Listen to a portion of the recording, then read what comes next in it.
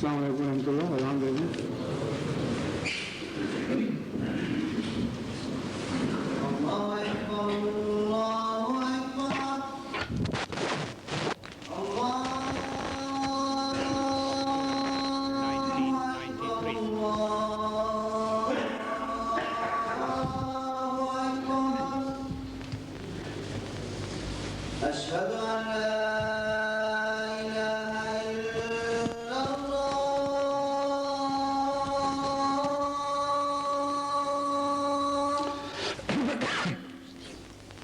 أشهد أن لا إله إلا الله.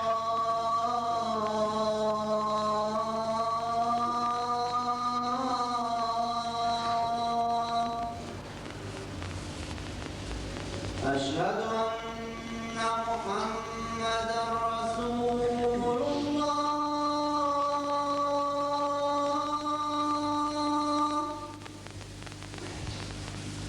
أشهد أن محمدًا رسول الله.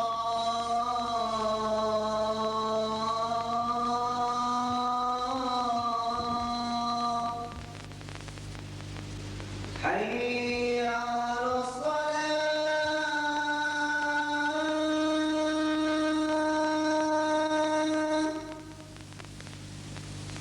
حي على الصلاة.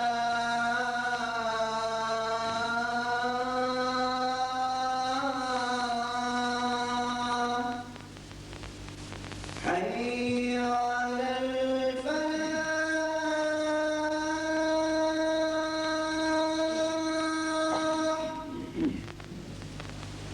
حي على الفلاح.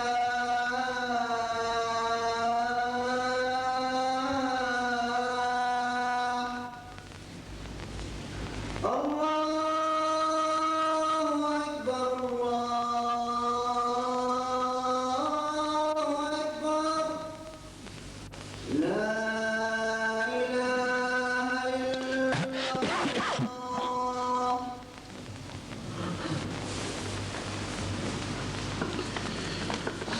أشهد أن لا إله إلا الله وحده لا شريك له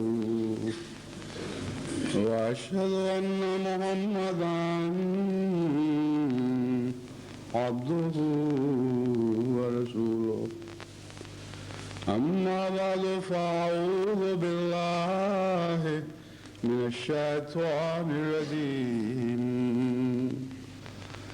بسم الله الرحمن الرحيم. الحمد لله رب العالمين. الرحمن الرحيم. مالك يوم الدين. إياك نعبد وإياك نستعين.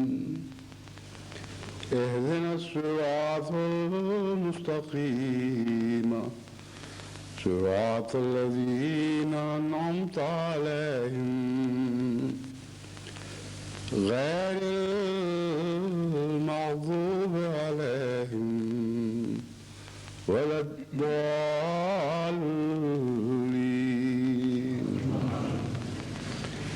محمد رسول الله والذين معه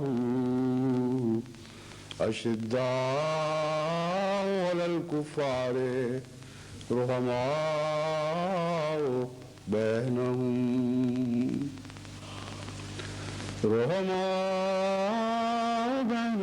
تراهم ركعا سجدا يبتغون فضلا من الله ورضوانا.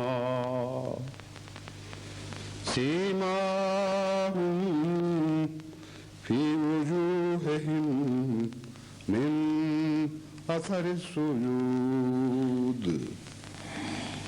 ذلك مثلهم في التوراة ومثلهم في الإنجيل كزرع أخرج شطه فآزره فاستغلظ فاستوى على سوقه يعجب الزراع ليغيظ بهم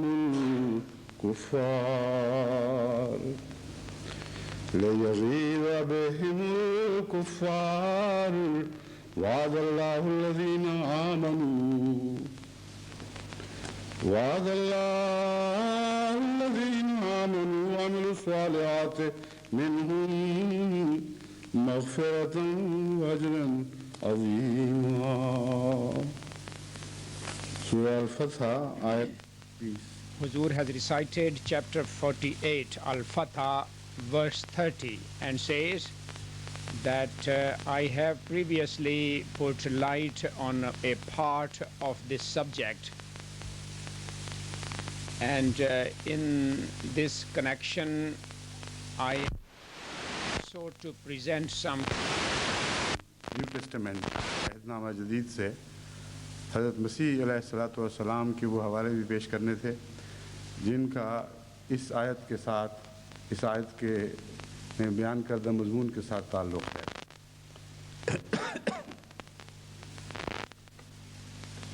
حضرت مسیح موعود علیہ الصلوۃ والسلام نے اس ضمن میں فرمایا ہماری جماعت کی ترقی بھی تدریجی اور کزرع یعنی کھیتی کی طرح ہوگی، اور وہ مقاصد اور مطالب اس بیج کی طرح ہیں، اس بیج کی طرح ہیں جو زمین میں بویا جاتا ہے۔ وہ مراتب اور مقاصد عالیہ جن پر اللہ تعالیٰ اس کھیتی کو پہنچانا چاہتا ہے، کھیتی کا لفظ میں نے وضاحت کے لیے داخل کیا ہے۔ حضرت اقدس کے الفاظ ہیں وہ مراتب اور مقاصد عالیہ جن پر اللہ تعالیٰ اس کو پہنچانا چاہتا ہے ابھی بہت دور ہیں، وہ حاصل نہیں ہو سکتے ہیں جب تک وہ خصوصیت پیدا نہ ہو جو اس سلسلے کے قیام سے خدا کا منشا ہے۔ توحید کے اقرار میں بھی خاص رنگ ہو، تبتل الی اللہ ایک خاص رنگ کا ہو، ذکر الہی میں خاص رنگ ہو، اور حقوق اخوان میں خاص رنگ ہو۔ یہ چار عنوانات حضرت اقدس مسیح موعود علیہ الصلوۃ والسلام نے قائم فرمائے ہیں جن کا تعلق مسیحی صفات سے بھی ہے اور حضرت اقدس محمد مصطفیٰ صلی اللہ علیہ وآلہ وسلم کی ان صفات حسنہ سے بھی ہے جن کا آیت میں ذکر فرمایا گیا ہے۔ اور یہ صفات جو مسیح سے تعلق رکھتی ہیں، جب حضرت اقدس محمد رسول اللہ صلی اللہ علیہ وآلہ وسلم کی ذات میں اور ان لوگوں میں جلوہ گر ہوتی ہیں جو معہو کے تابع ہیں، یعنی آپ کے ساتھ تھے، تو ایک نئی شان کے ساتھ اس جلوے میں حیرت انگیز چمک اور دائمی روشنی پیدا ہو جاتی ہے۔ یوں معلوم ہوتا ہے کہ بالکل نیا جلوہ ظاہر ہوا ہے، اگرچہ صفات وہی ہیں جو پہلے بھی ظاہر ہو چکی ہیں۔ اس تعلق میں قرآن کریم نے بھی ان باتوں کا ذکر فرمایا ہے جن کا مسیح نے ذکر فرمایا، اور جہاں ذکر فرمایا وہاں ایک حیرت انگیز طور پر بڑھتے ہوئے جلوے کا بھی ذکر فرما دیا۔ اس لیے یہ کوئی فرضی بات نہیں، محض اس ذات کی تعریف میں ایک انسان کے کلمات نہیں جس سے محبت ہو، بلکہ اللہ تعالیٰ نے واقعتاً اسی رنگ میں اس مضمون کو قرآن کریم میں چھیڑا ہے۔ جہاں جہاں مسیح نے ان صفات کا ذکر فرمایا ہے ان کے مقابل پر قرآن کریم نے بھی ان کا ذکر فرمایا، اور واضح طور پر موازنے سے معلوم ہوتا ہے کہ بالکل نئی شان کے ساتھ ان صفات کو چھیڑا گیا ہے اور نئے مضمون کو داخل کر کے ان کو بیان فرمایا گیا ہے۔ یہ چونکہ مضمون ایسا ہے جس کا گہرا تعلق جماعت احمدیہ سے ہے اور ان مقاصد سے ہے جن کے متعلق حضرت مسیح موعود علیہ السلام نے فرمایا کہ ابھی ان تک پہنچنا دور ہے۔ حالانکہ حضرت اقدس مسیح موعود علیہ السلام کے زمانے میں جو صحابہ کی جماعت پیدا ہوئی اس میں سب سے زیادہ شان کے ساتھ یہ مقاصد ظاہر ہوئے تھے۔ پھر آپ نے یہ کیوں فرمایا کہ ان مقاصد تک پہنچنا ابھی دور ہے؟ اس سے مراد وہ دراصل وہ لمبا جد و جہد کا زمانہ ہے جس میں سے گزر کر احمدیت نے ان مقاصد کو عالمی بنا دینا تھا۔ اور ایک عالمگیر جماعت کے طور پر دنیا میں پھیل کر ان مقاصد کو پورا کرتے ہوئے تمام دنیا میں یہ صفات حسنہ پھیلا دینی تھیں۔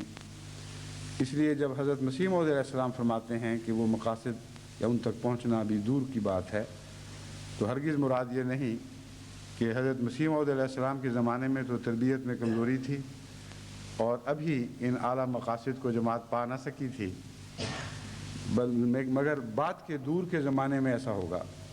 جو بھی یہ معنی سوچے اس کی جہالت ہوگی، کیونکہ حضرت اقدس مسیح موعود ہی کے زمانے کے متعلق قرآن کریم کی یہ پیشگوئی تھی کہ وَآخَرِينَ مِنْهُمْ لَمَّا يَلْحَقُوا بِهِمْ، اور یہ فیض ہم نے حضرت مسیح موعود علیہ السلام اور آپ کے صحابہ ہی سے پایا ہے کہ آخرین کی صفات کو نسل بعد نسل آگے منتقل کرتے چلے جا رہے ہیں۔ بس اس اپنے مقام عجز کو خوب اچھی طرح پیش نظر رکھتے ہوئے اب اس مضمون سے متعلق اس مضمون پر غور کریں جو میں آپ کے سامنے رکھنا چاہتا ہوں۔ حضرت مسیح موعود علیہ السلام نے جو 4 صفات بیان فرمائی ہیں، یہ ایسی ہیں کہ ان میں سے ہر ایک صفت اپنی ذات میں ایک الگ خطبے کا تقاضا کرتی ہے، اور ایک ایک لفظ میں بڑے وسیع مضامین پر مشتمل عنوان بیان فرما دیے گئے ہیں، اور پھر آپس میں ایک ان کا تعلق ترتیبی تعلق بھی ہے۔ جو بات پہلے بیان ہوئی ہے وہ پہلے ہی بیان ہونی چاہیے تھی، جو بات دوسرے درجے پر ہے وہ دوسرے درجے پر بیان ہونی چاہیے تھی، اور اسی طرح ایک اندرونی تعلق تسلسل کا جاری ہے۔ یہ مضمون انشاءاللہ تعالی آئندہ کسی وقت خدا نے توفیق دی تو بیان کروں گا، مسلسل خطبوں میں اگر نہ ہو سکے، کیونکہ بعض دفعہ دوسری ضرورت کی چیزیں مجبور کر دیتی ہیں کہ تسلسل کو توڑ کر ایک اور مضمون کو شروع کر دیا جائے، لیکن انشاءاللہ میرے ذہن میں یہ سارا مضمون ہے، آئندہ جب بھی توفیق ملے گی اس کو سلسلہ وار آگے بڑھاؤں گا۔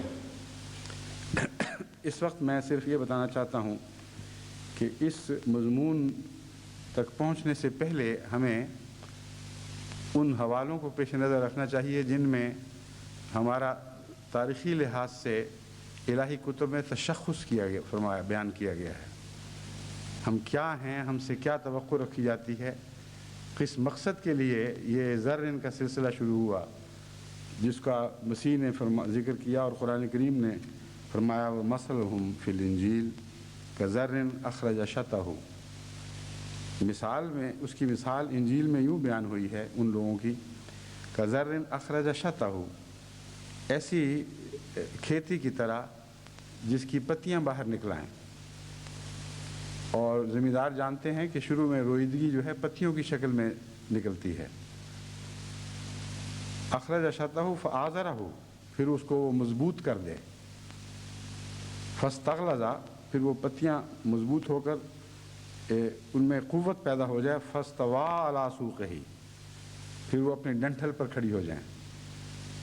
یعنی یہ وہ کھیتی کی مثالیں ہیں جن کو بیج بونے والے بوتے ہیں اور پھر اس طرح کھیتی کی روئیدگی کو دیکھتے اور اپنی آنکھوں کے سامنے بڑھتا پھولتا پھلتا ہوا دیکھتے ہیں اور مضبوط ہوتا ہوا دیکھتے ہیں، لیکن نتیجہ یہ نکلتا ہے یوجب الزراء لیغیظ بہم الکفار،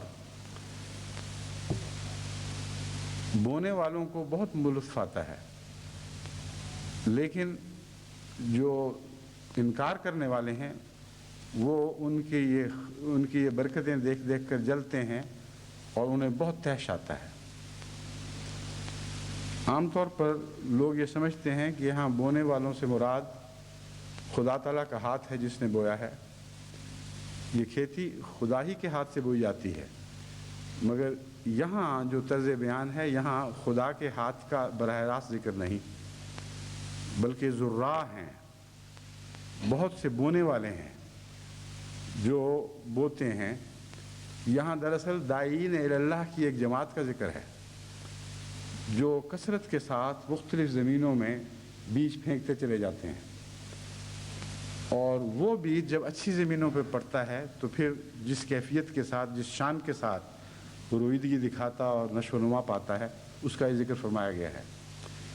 جب زراع کے مضمون کو آپ پیش نظر رکھیں تو پھر حضرت مسیح نے جو تمثیلات بیان کی ہیں ان کو سمجھنا نسبتاً آسان ہو جائے گا۔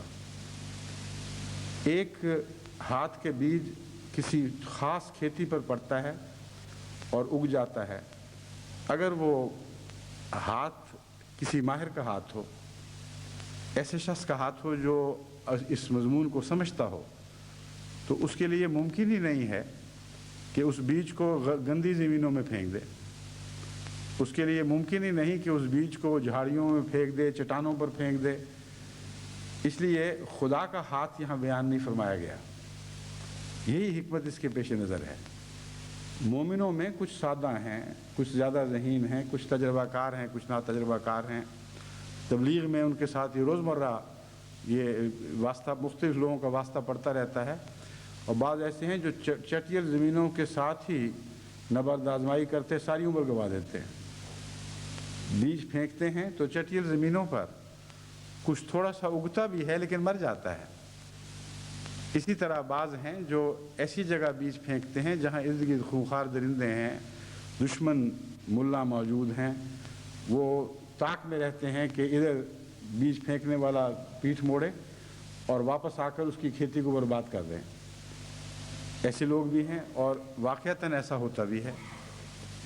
کچھ ایسے سمجھدار بیج پھینکنے والے ہیں جو اچھی زمینوں کا انتخاب کرتے ہیں اور پھر ان کی حفاظت کرتے ہیں، ان کی نگرانی کرتے ہیں۔ ان کی کھیتیاں ہیں جو نشو و نما پاتی ہیں۔ اور قرآن کریم نے دور آخر میں جو مثال دی ہے وہ ایسے ہی لوگوں کی دی ہے۔ حضرت مسیح نے تفصیل سے ان سب لوگوں کی مثال دی ہے جو کہیں کسی نے یہاں بیج پھینک دیا، کسی نے وہاں پھینک دیا، کسی کا بیج چٹانوں پر ضائع ہو گیا، کسی کے بیج کو جانور چگ گئے۔ لیکن قرآن کریم نے اس تفصیل کے ساتھ اس مثال کو بیان نہ فرما کر ان لوگوں کی مثال دی ہے جو حکمت کے ساتھ اچھی زمین پر بیج پھینکتے ہیں۔ اور یہ شان محمد مصطفیٰ صلی اللہ علیہ وآلہ وسلم ہے جس کا ذکر چل رہا ہے۔ فرمایا والذین معہ، صاحب حکمت لوگ ہیں، صاحب عرفان لوگ ہیں، وہ اپنے بیج کو ضائع نہیں کرتے۔ ان کے اندر خدا تعالیٰ نے یہ صلاحیت بخشی ہے کہ وہ اچھی زمینوں کا انتخاب کریں اور پھر اس بیج کی حفاظت کریں، اس کو اپنی آنکھوں کے سامنے اگتا دیکھیں، نشو و نما پاتا دیکھیں، اس کی ہریالی ان کی آنکھوں کو شاداب کرے، اور دشمن غیظ و غضب میں مبتلا ہو مگر کچھ نہ کر سکے۔ اس لیے جب میں مسیح کی تمثیلوں کے ساتھ قرآن کریم کی تمثیلات کا موازنہ کرتا ہوں تو بالکل کھلم کھلا بدیہی بات ہے کہ قرآن کریم نے اس مضمون کو بہت زیادہ آگے بڑھا دیا ہے اور ایک غیر معمولی شان اس مضمون میں پیدا کر دی ہے۔ اب میں مسیح کے اس ذکر کو لیتا ہوں جس کے مقابل پر بعض اور آیات بھی آپ کو سامنے رکھوں گا جن میں وہی مضمون ایک اور شان کے ساتھ قرآن کریم نے بیان فرمایا ہے۔ چونکہ مسیح کا تعلق دور اخروی سے ہے، قرآن کریم سے بھی ثابت ہے اور احادیث سے بھی ثابت ہے کہ حضرت اقدس محمد رسول اللہ صلی اللہ علیہ وآلہ وسلم کے دور آخر پر آپ کے جس غلام نے ظاہر ہونا ہے اس کو شان مسیحی عطا ہوگی، اس کو مسیح کا نام دیا گیا ہے۔ اس لیے ان تمثیلات کے ساتھ ہمارا تعلق ضرور ہے اور وہ تمثیلات ہمیں متنبع کرنے والی ہیں کہ دیکھو تم پہلے مسیح کے دور پر ٹھہر نہ جانا، تمہاری مثال اس سے ملتی ہے مگر تمہاری شان اس سے بڑھ کر ہونی چاہیے، کیونکہ تم مسیح موسوی نہیں، موسوی کے غلام نہیں، مسیح محمدی کے غلام ہو۔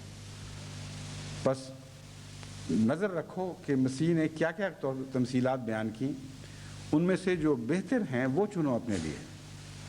قرآن کریم مومن کی شان یہ بیان فرماتا ہے کہ جب ان کے سامنے چیزیں بیان کی جائیں تو احسن کو اختیار کر لیتے ہیں، جس کا مطلب ہے کہ مختلف قسم کی تمثیلات ہو سکتی ہیں، کچھ نسبتاً ادنا، کچھ اس سے بہتر، کچھ اس سے بہتر، اور بعض احسن ہیں، سب سے اچھی۔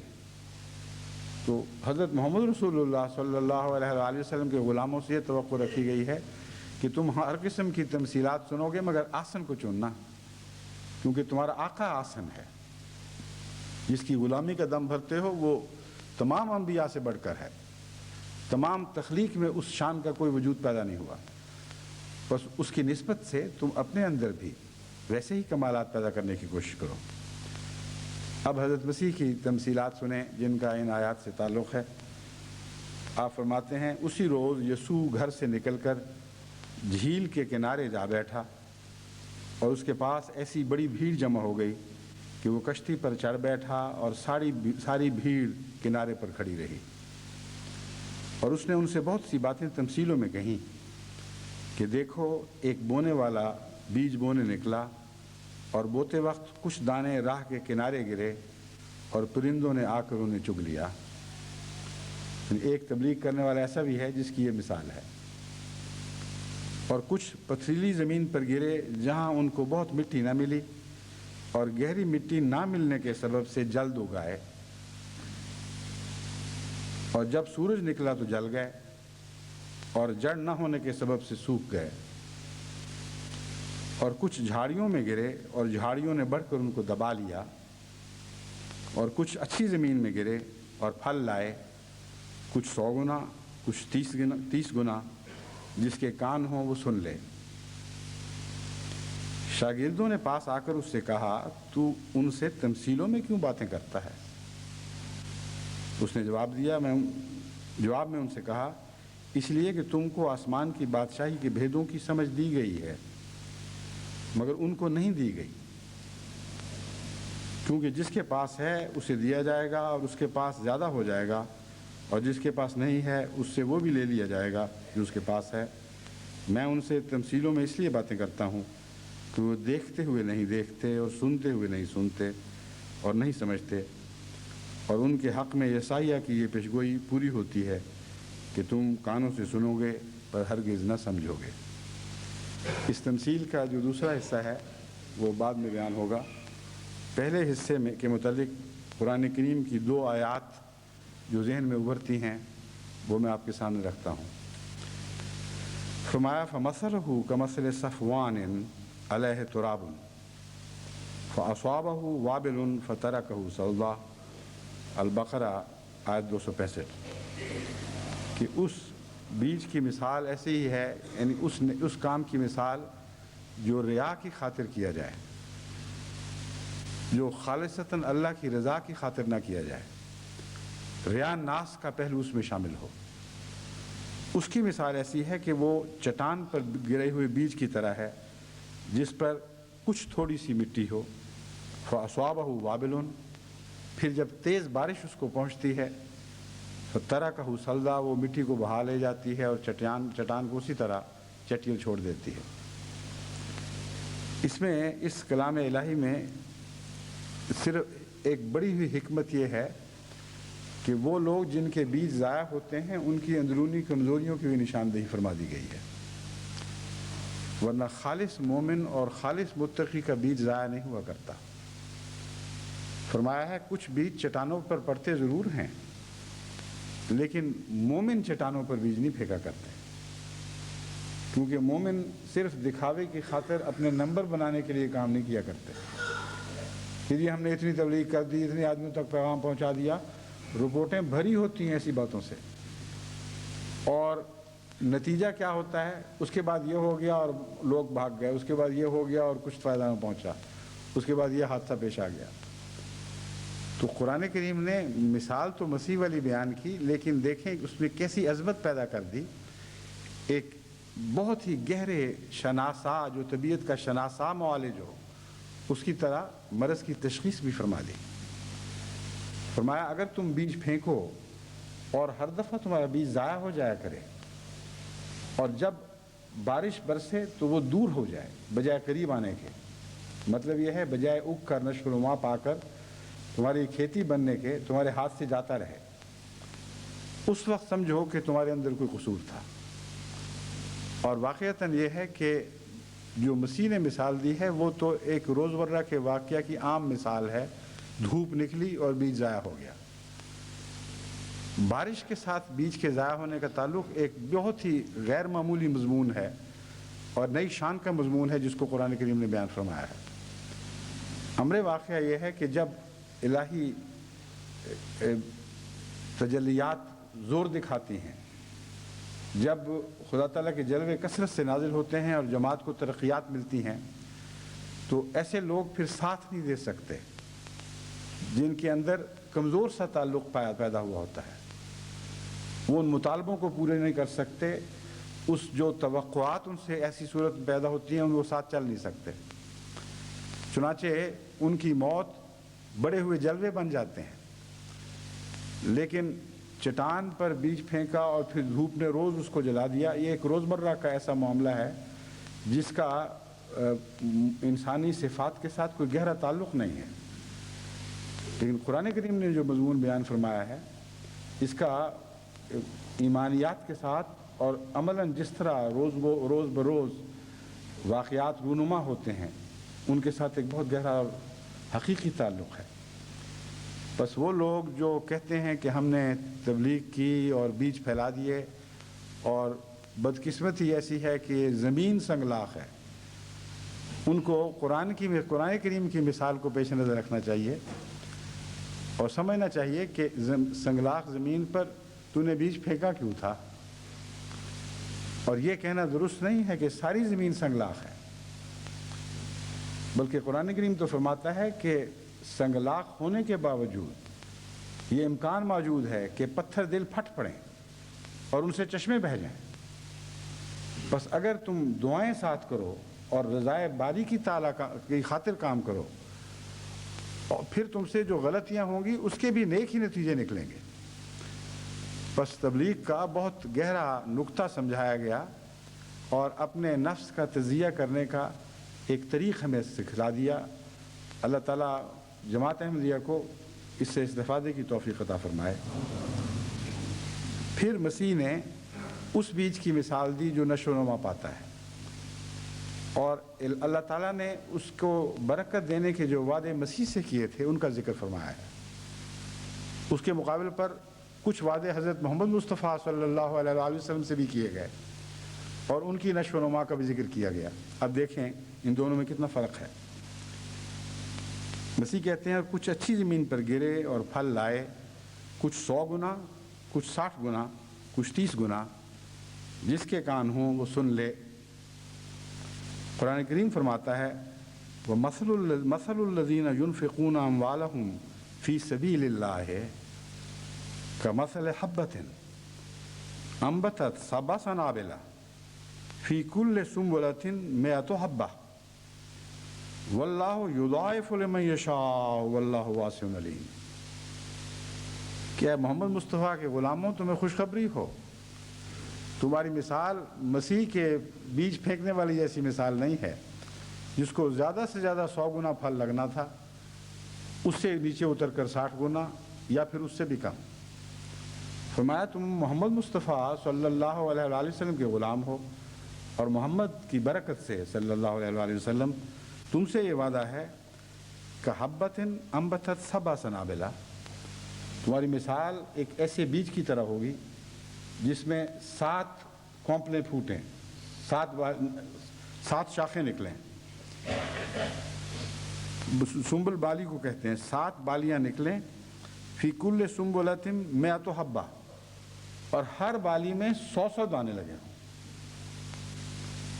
کہاں یہ کہ زیادہ سے زیادہ 100 حضرت محمد رسول اللہ صلی اللہ علیہ وآلہ وسلم اور آپ کے ساتھیوں سے یہ وعدہ ہے، تم سے ہمارا وعدہ ہے کہ تمہارا بیج اگر تم پھینکو گے ایسی جگہ جہاں جو زرخیز ہو اور تقویٰ کے ساتھ پھینکو گے تو تمہاری خود مثال ایک بیج کی سی ہو جائے گی، جو نشو و نما پاتے ہوئے ایسی نشو و نما پاتا ہے کہ اس میں 7 بالیاں ایک دانے سے نکلتی ہیں اور ہر بالی میں 100 دانے لگتے ہیں، یعنی 700 گنا زیادہ۔ لیکن یہ بھی تو ایک محدود وعدہ ہے، اور آن حضرت صلی اللہ علیہ وآلہ وسلم نے تو تمام حدیں پھلانگ دی تھی ترقی کی۔ بس خدا تعالیٰ فرماتا ہے واللہ یضاعف لمن یشاء، یہ نہ سمجھنا کہ 700 پر بات ختم ہو جائے گی۔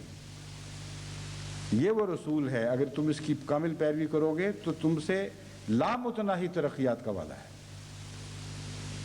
باقیوں سے جو آگے بڑھ جائیں گے ان کے لیے کوئی حد بندی نہیں. واللہ یضاعف لمن یشاء، بڑھاتا جائے گا جتنا چاہے گا، جس کے لیے چاہے گا اور زیادہ بڑھاتا چلا جائے گا.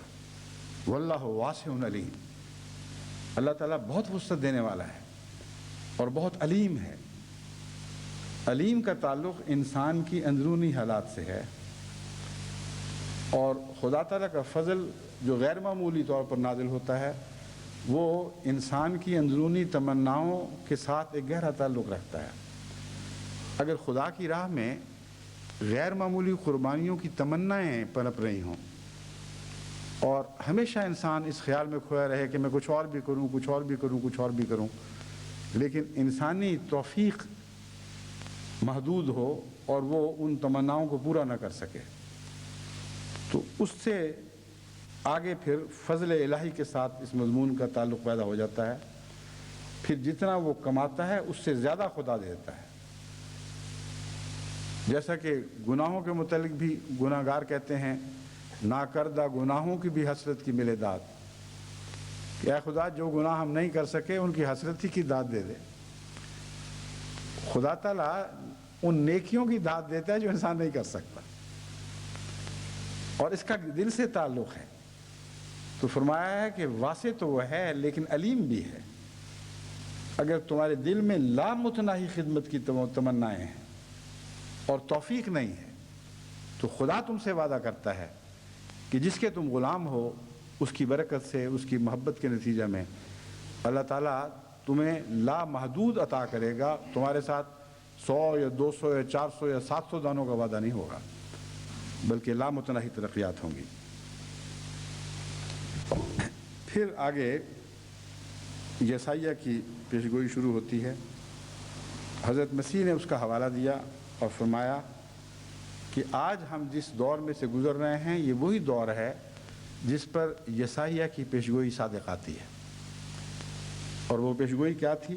تم کانوں سے سنو گے پر ہرگز نہ سمجھو گے، اور آنکھوں سے دیکھو گے پر ہرگز نہ معلوم نہ کرو گے، کیونکہ اس امت کے دل پر چربی چھا گئی ہے اور وہ کانوں سے اونچا سنتے ہیں اور انہوں نے اپنی آنکھیں بند کر لی ہیں، تا ایسا نہ ہو کہ آنکھوں سے معلوم کریں اور کانوں سے سنیں اور رجوع لائیں اور میں ان کو شفا بخشوں. یعنی ڈرتے ہیں کہ یہ نہ ہو جائے ہم سے. اس مضمون کو قرآن کریم نے یوں بیان فرمایا ختم اللہ علی قلوبہم وعلی سمعہم وعلی ابصارہم غشاوہ. اللہ تعالیٰ نے ان کے دلوں پر موریں لگا دی ہیں. وعلی سمعہم، اور ان کے کانوں پر بھی موریں لگا دی ہیں. وعلی ابصارہم غشاوہ، اور ان کی آنکھوں پر جھلیاں آ گئی ہیں، جیسے موتیا بند کے ساتھ آنکھوں کے اوپر جھلی آ جاتی ہے، وہ دیکھ نہیں سکتی. چنانچہ حضرت مسیح علیہ الصلوۃ والسلام کے دور میں جو موسوی امت کی حالت تھی اس کا ایک گہرا تعلق مسیح کی آمد ثانی کے دور سے ہے، اور لازم تھا کہ وہ علامتیں حضرت محمد رسول اللہ صلی اللہ علیہ وآلہ وسلم کی طرف منسوب ہونے والے ان لوگوں میں پائی جاتی جو اپنی بیماریوں کی وجہ سے ایک مسیحی نفس کا تقاضا کر رہے تھے. جن پہلی بیماریوں نے مسیح اول کا تقاضا کیا تھا اور مسیح نے ان کو شفا بخشی تھی، ان لوگوں کو جنہوں نے اسے قبول کیا. لازم تھا کہ یہ بیماریاں جب دوبارہ سر اٹھائیں تو وہی آزمودہ نسخہ دوبارہ آسمان سے اتارا جائے. یہ راز ہے مسیح کی آمد ثانی کا. مگر جن لوگوں کی آنکھیں اندھی ہو چکی ہوں وہ بھی نہیں دیکھتے، اور جو گھبراتے ہیں کہ اگر ہم نے دیکھا تو صداقت قبول کرنی پڑے گی، اور دنیا کے پھندے ان کو توفیق نہیں دیتے کہ وہ آزاد ہو کر صداقت کی طرف بڑھ سکیں، ان کا حال بھی اندھوں کی طرح ہو جاتا ہے. کچھ وہ ہیں جو سن نہیں سکتے کیونکہ ان کی آنکھیں، ان کے کانوں پر مہریں ہیں، ان کے کانوں پر مہریں ثبت ہیں اور سنائی دیتا ہی نہیں، ان معنوں میں کہ لمبے عرصہ کی غفلتوں کے نتیجے میں، لمبے عرصہ کی ٹیڑھی سوچوں کے نتیجے میں واقعتاً ان کو سچا پیغام سمجھ ہی نہیں آ سکتا. لیکن ایسے بھی ہیں جو ڈرتے ہیں کہ ہم سمجھ جائیں گے اور اپنے کانوں پر ہاتھ رکھ لیتے ہیں. قرآن کریم نے دوسری جگہ ایسے لوگوں کی مثال دی ہے کہ وہ کانوں میں انگلیاں ڈال لیتے ہیں موت کے ڈر سے جب بجلی چمکتی ہے. تو مراد یہ ہے کہ کچھ بہرے نہیں بھی ہوتے لیکن آوازوں کے خوف سے وہ اپنی کانوں میں انگلیاں ڈال لیا کرتے ہیں. تو ایسے بھی بعض سننے والے ہیں جن کے اندر سنوائی کی رمق موجود ہوتی ہے لیکن ڈرتے ہیں کہ کہیں یہ نہ ہو کہ ہم سمجھ ہی جائیں اور مجبور ہو جائیں اور پھر ان کی پیروی کرنی پڑے اور پھر دنیا سے تعلقات کاٹنے پڑیں. اس ضمن میں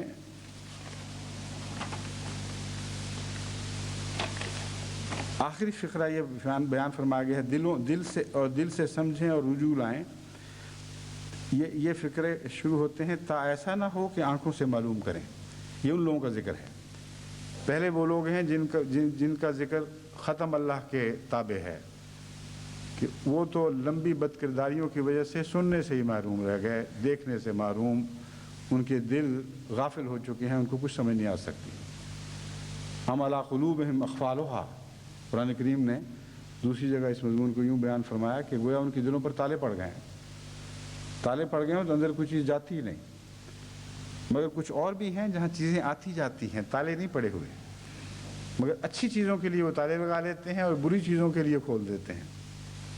ان کا ذکر حضرت مسیح فرماتے ہیں وہ آنکھیں بند کر لی ہیں تا ایسا نہ ہو کہ آنکھوں سے معلوم کریں اور کانوں سے سنیں اور دل سے سمجھیں اور رجوع لائیں اور میں ان کو شفا بخشوں.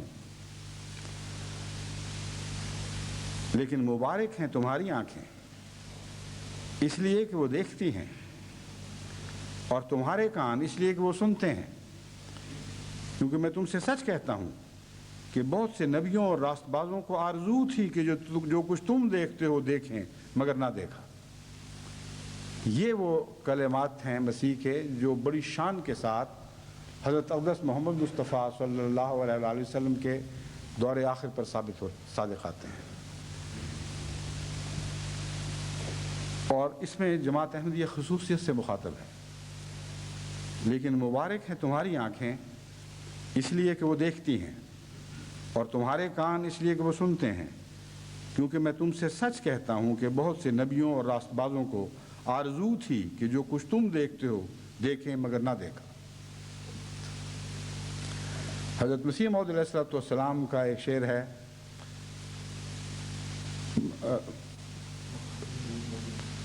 مقام او مبھی از راہ تحقیر بے دورانش رسولہ ناز کردہ, کہ اس مسیح کا یعنی مسیح علیہ السلام کے مقام کو تحقیر کی نظر سے نہ دیکھو, بدورانش رسولہ ناز کردن, اس کے دور پر تو رسول ناز کرتے تھے. کئی غیر احمدی مولوی اپنی جہالت میں اعتراض کرتے ہیں دکھاؤ کہاں رسولوں نے مسیح موعود کے دور پر ناز کیا ہوا ہے. ان جاہلوں سے پوچھو کہ اگر مسیح محمدی کے دور پر رسول ناز کرتے تھے تو مسیح موسوی کے دور پر رسول ناز کرتے تھے تو مسیح محمدی کے دور پر کیوں ناز نہیں کریں گے؟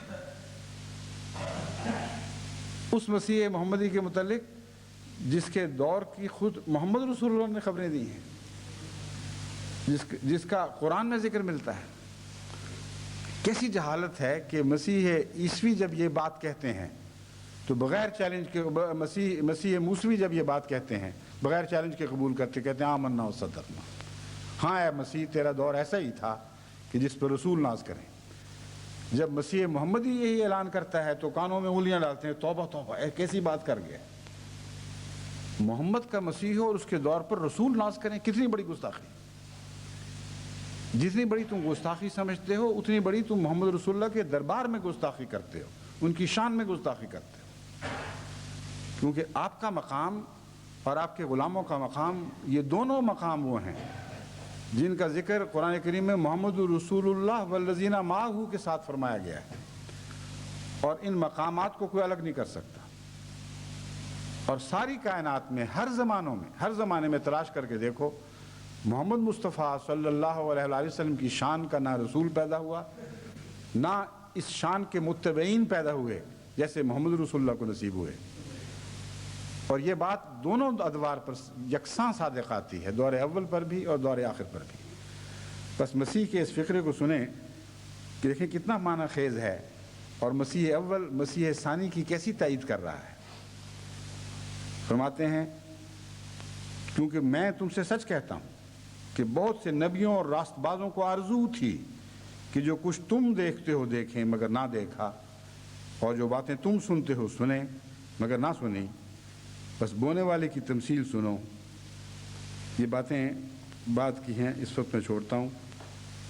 اب حضرت مسیح موعود علیہ الصلوۃ والسلام کے ایک اقتباس پر اس ذکر کو ختم کرتا ہوں. ایک چھوٹی سی الگ بات اور بھی کرنے والی ہے. ابھی تو میرا خیال ہے وقت تھوڑا سا ہے، کیونکہ آج مجھے ہدایت یہ ملی تھی کہ 10 منٹ لیٹ آؤں، اور جتنا لیٹ آؤں گا اتنے منٹ بعد میں خطبے کے آخر پر مل جائیں گے. حضرت مسیح موعود علیہ السلام فرماتے ہیں دیکھو آج میں نے بتلا دیا، زمین بھی سنتی ہے اور آسمان بھی، کہ ہر ایک جو راستی کو چھوڑ کر شرارتوں پر آمادہ ہوگا، اور ہر ایک جو زمین کو اپنی بدیوں سے ناپاک کرے گا پکڑا جائے گا. خدا فرماتا ہے کہ قریب ہے جو میرا قہر زمین پر اترے، کیونکہ زمین پاپ اور گناہ سے بھر گئی ہے. بس اٹھو اور ہوشیار ہو جاؤ کہ وہ آخری وقت قریب ہے جس کی پہلے نبیوں نے بھی خبر دی تھی. اس میں پہلے نبیوں کی 2 قسم کی خبروں کا ذکر ملتا ہے. ایک وہ خبر جس کا ذکر وہ اس شعر میں ہے کہ بدورانش رسولہ ناز کردہ، جس کا ذکر حضرت مسیح نے بیان کیا، اپنے تمثیلات کے ساتھ ذکر فرمایا، اور وہ میں نے آپ کے سامنے پڑھ کر سنایا ہے. لیکن ایک اور ذکر بھی ملتا ہے نبیوں کے ہاں جو انذاری حکم ہے، اور اس کی طرف توجہ دلاتے ہوئے حضرت مسیح موعود علیہ السلام فرماتے ہیں دیکھو آج میں نے بتلا دیا، زمین بھی سنتی ہے اور آسمان بھی، کہ ہر ایک جو راستی کو چھوڑ کر شرارتوں پر آمادہ ہوگا، اور ہر ایک جو زمین کو اپنی بدیوں سے ناپاک کرے گا پکڑا جائے گا. خدا فرماتا ہے کہ قریب ہے جو میرا قہر زمین پر نازل ہو، زمین پر اترے، کیونکہ زمین پاپ اور گناہ سے بھر گئی ہے. پس اٹھو اور ہوشیار ہو جاؤ. ہوشیار ہو جاؤ کہ وہ آخری وقت قریب ہے جس کی پہلے نبیوں نے بھی خبر دی تھی. مگر اس خبر کے احمدی مصداق نہیں ہیں. اس خبر کے مصداق وہ لوگ ہیں جنہوں نے مسیح موت کا انکار کیا، اور اپنی غفلت اور لا علمی اور یا جہالت یا کجی کے نتیجے میں وہ نیکی کی طرف پیٹھ پھیر کر بدیوں کی طرف بگٹٹ دوڑے چلے جا رہے ہیں. ان کی ہلاکت کا زمانہ قریب ہے. وہ پیشگوئیاں جو عالمی ہلاکت کی اس سے پہلے گزر چکی، اب جو آنے والی ہے، اب جو پوری ہونے والی ہے، وہ ان سے بہت زیادہ شدید ہوگی. اس لیے اس ساری دنیا کو ہلاکت سے بچانے کے لیے ان خوش نصیبوں کو کام کرنا ہے جن کے اچھے لفظوں میں بلکہ رش کے ساتھ پرانے نبیوں نے پیشگوئیاں کی تھیں. آپ کون ہیں؟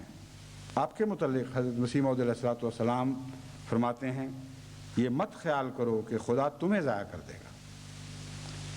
یہ انذار اپنی جگہ، مگر یہ انذار تمہارے لیے نہیں ہے. تم خدا کے ہاتھ کا ایک بیج ہو جو زمین میں بویا گیا.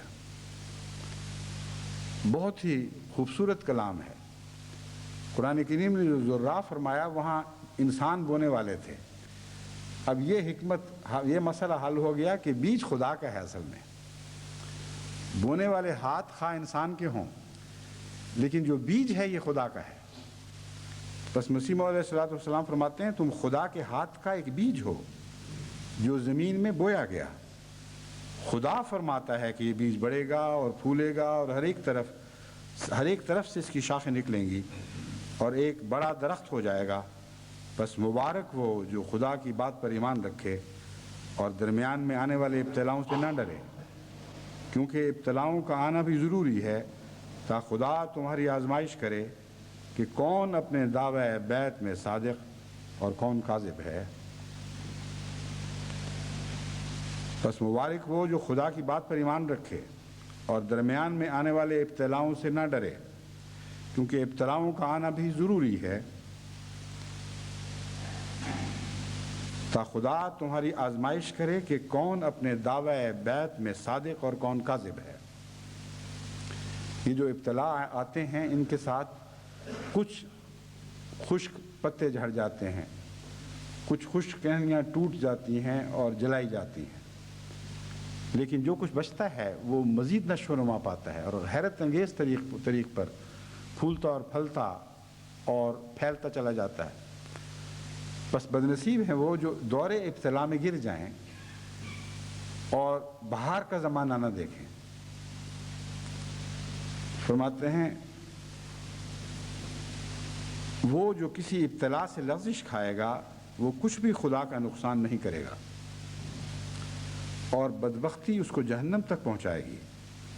اگر وہ پیدا نہ ہوتا تو اس کے لیے اچھا ہوتا، مگر وہ سب لوگ جو اخیر تک صبر کریں گے، اور اس میں اللہ تعالیٰ کے فضل سے دنیا بھر کی جماعتیں شامل ہیں جنہوں نے گزشتہ دور ابتلا میں لمبے صبر کے نمونے دکھائے، کچھ براہ راست تکلیفوں میں مبتلا کیے گئے، کچھ اپنے پیاروں کی تکلیفوں میں مبتلا ہوئے، ان سب کے لیے خوشخبری ہے۔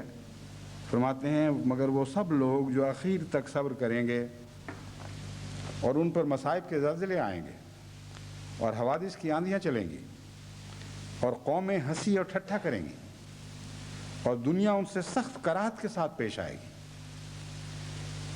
وہ آخر فتح یاب ہوں گے اور برکتوں کے دروازے ان پر کھولے جائیں گے۔ الوصیت، یہ وہ دوسرا دور ہے جس میں خدا تعالیٰ کے فضل سے جماعت احمدیہ داخل ہو چکی ہے۔ اگرچہ برکتوں کے دروازے جماعت احمدیہ پر اس عرصے میں کبھی بھی بند نہیں ہوئے، لیکن جس تیزی کے ساتھ برکتوں کے نئے نئے ابواب کھل رہے ہیں، یوں معلوم ہوتا ہے کہ آسمان سے پہ ہر روز نئے دروازے برکتوں کے نزول کے لیے کھلے جا رہے ہیں اور ڈھیروں برکتیں پھینکی جا رہی ہیں۔ یہ وہ دور ہے جس میں بعض دفعہ یوں لگتا ہے کہ برکتیں سنبھالی نہیں جائیں گی۔ وہ لوگ جو باغوں کا تجربہ رکھتے ہیں ان کو پتہ ہے ایک زمانہ ہوتا ہے کہ انتظار ہی ہو رہا ہے، کھٹے پھل، کبھی وہ بھی کھٹا پھل بھی ہاتھ آ جائے تو انسان اس کو دیکھ کے چکھ کر کچھ لطف اٹھاتا ہے اور انتظار کرتا ہے کہ ٹپکا لگے، کبھی کوئی پکا ہوا پھل بھی میسر آ جائے۔ پھر وہ دور آتا ہے کہ پھل پکنے شروع ہو جاتے ہیں، پھر اس طرح پکتے ہیں کہ سنبھالے نہیں جاتے، زمینداروں سے، باغبانوں سے بھی سنبھالے نہیں جاتے، اور وہ جو پہلے ایک ایک پھل کی حفاظت کر رہا ہوتا تھا وہ زمیندار بعض دفعہ دعوت عام دے دیتا ہے کہ آؤ جو توڑ سکتا ہے توڑے اور کھائے۔ تو خدا کی برکتیں اس طرح نازل ہوا کرتی ہیں، اور میں یہ سمجھ رہا ہوں اور بلکہ دیکھ رہا ہوں کہ احمدیت کے لیے وہ زمانہ سامنے آ کھڑا ہوا ہے۔ اس تیزی کے ساتھ اب آسمان سے پھل گریں گے کہ ان کے سنبھالنے کی فکر کریں۔ اب فصلیں کاشت کرنے سے زیادہ فصلیں سنبھالنے کا وقت آ کھڑا ہے، کیونکہ پھل پک چکے ہیں، اور انشاءاللہ بہت ساری دنیا ان برکتوں کی گواہ ہوگی۔ حضرت مسیح موعود علیہ السلام کا ایک الہام ہے جس کے ضمن میں پہلے ایک تمہید آپ کے سامنے رکھنی چاہتا ہوں۔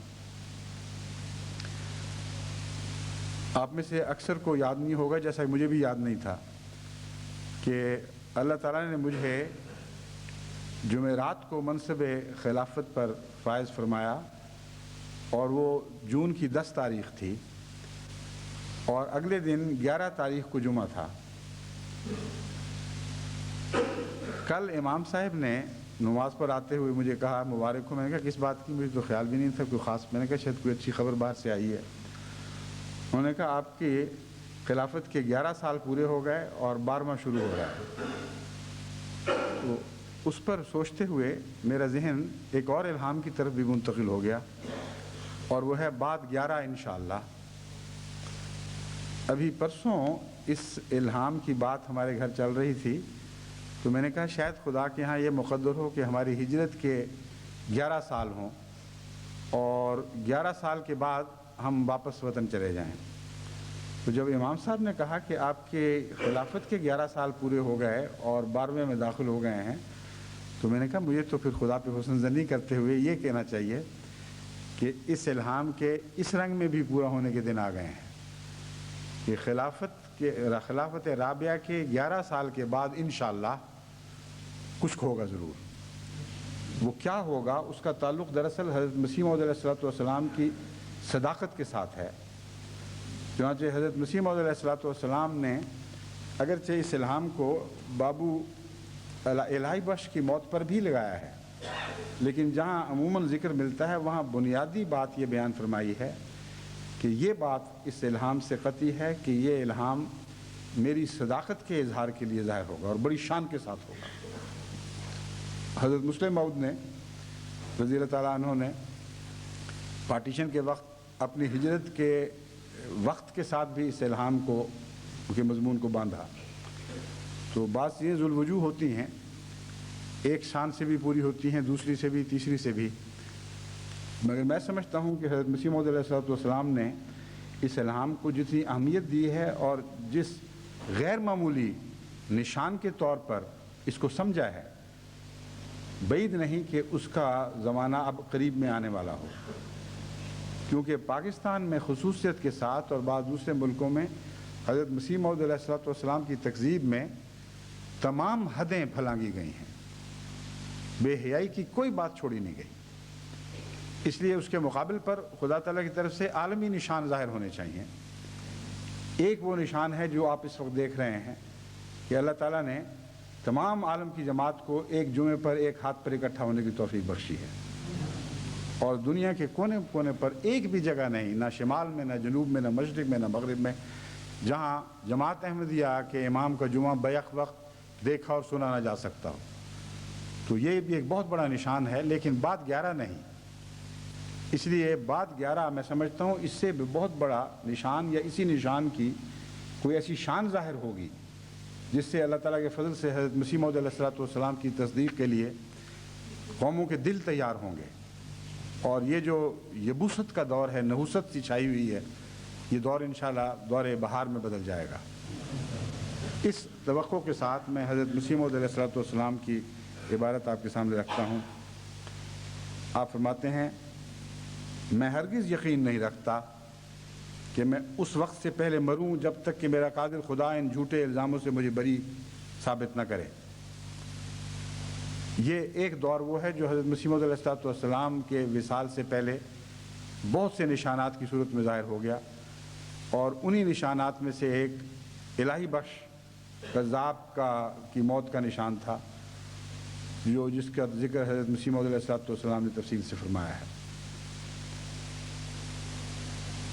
پھر فرماتے ہیں، اسی کے متعلق قطعی اور یقینی طور پر مجھ کو 11 دسمبر 1900 روز پنجشنبہ کو یہ الہام ہوا، بر مقام فلک شدہ یارب گھر امید دہم مدار عجب، بعد 11 انشاءاللہ تعالی.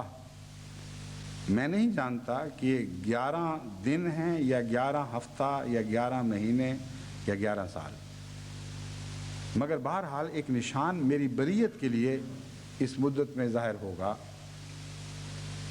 جیسا کہ میں نے بیان کیا ہے، ذوالوجوہ ہوتے ہیں بعض الہام.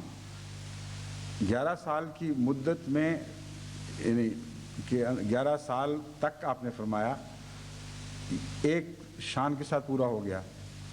اگر یہ اس کی آخری حد ہوتی تو حضرت مسلم موعود، جن کو حضرت مسیح موعود علیہ السلام کا ساری جماعت سے بڑھ کر عرفان تھا، وہ کبھی یہ نہ کہتے کہ میری ہجرت پر بھی یہ الہام لگ گیا.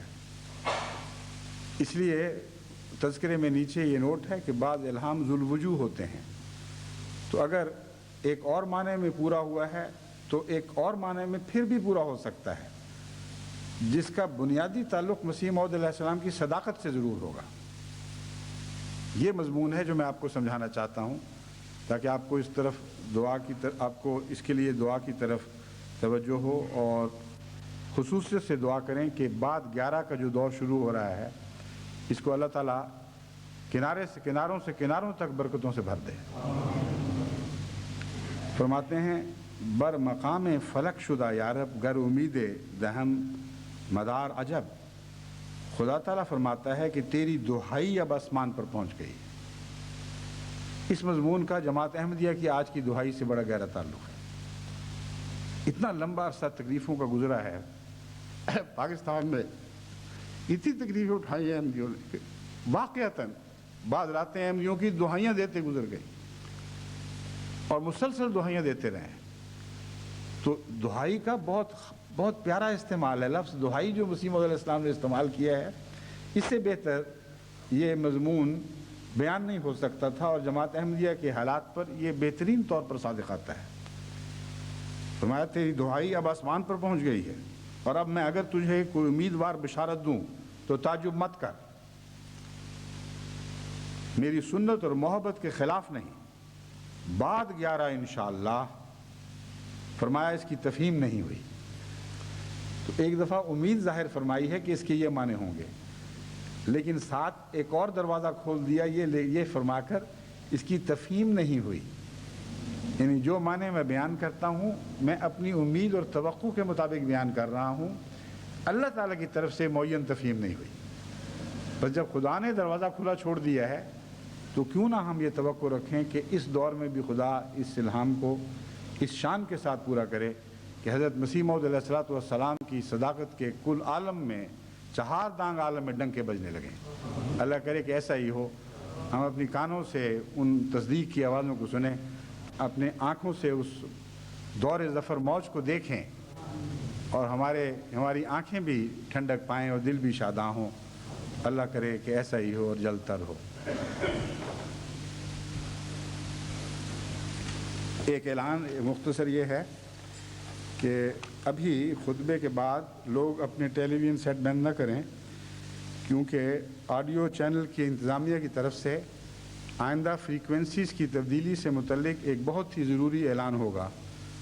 تو اس کو توجہ سے سن لیں، اور جو ہدایتیں کی جا رہی ہیں ان کو نوٹ کر کے اپنے اپنے ٹیلی ویژن پر تجربے شروع کر دیں.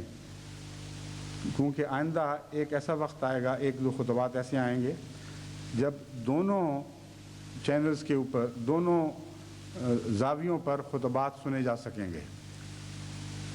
2 آئندہ ایسے خطبات ہیں جن میں ہمیں یہ سہولت دی گئی ہے، تاکہ اس عرصے میں احمدی اپنی نئی چینل کے اوپر اپنے ٹیلی ویژنز کو عادت ڈال دیں، اور اگر بفرض محال جلدی میں نہ ہو سکے تو کم سے کم پرانی پر آ کر وہ خطبے سے محروم نہ رہیں.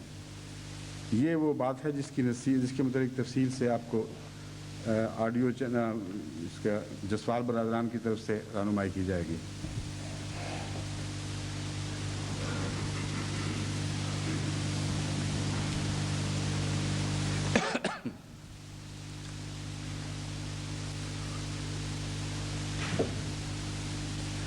الحمد لله نحمده ونستعينه ونستغفره ونؤمن به ونتوكل عليه ونعوذ بالله من شرور أنفسنا ومن سيئات أعمالنا. من يهده الله فلا مضل له ومن يضلله فلا هادي له. ونشهد أن لا إله إلا الله وحده لا شريك له ونشهد أن محمدا عبده ورسوله. عباد الله رحمكم الله، إن الله يأمر بالعدل والإحسان وإيتاء ذي القربى وينهى عن الفحشاء والمنكر والبغي يعظكم لعلكم تذكرون. اذكروا الله يذكركم وادعوه يستجب لكم ولذكر الله أكبر.